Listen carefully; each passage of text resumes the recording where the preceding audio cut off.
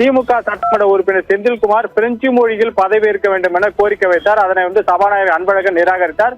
புதுச்சேரியில் இந்தி திணிப்பை மத்திய அரசு திணிப்பதாகவும் பிரெஞ்சு மொழியை புறக்கணிப்பதாகவும் அந்த பிரெஞ்சு மொழியை கவனத்தை ஈர்க்கும் வகையில அவர் கோரிக்கை வைத்தார். அது நிராகரித்தை தொடர்ந்து மலையாள மொழியில் பதவியேற்றுக் கொண்டார்.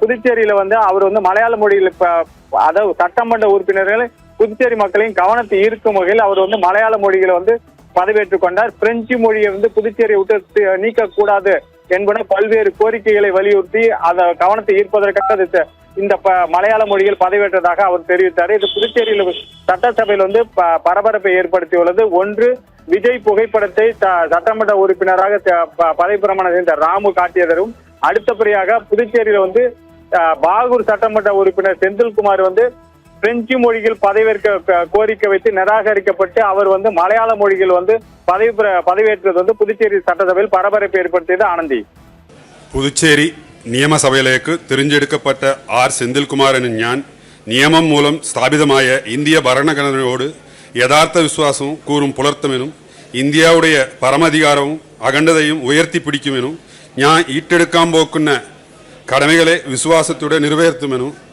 ആത്മാർത്ഥമായി പ്രതിജ്ഞ എടുക്കുന്നു. നന്ദി.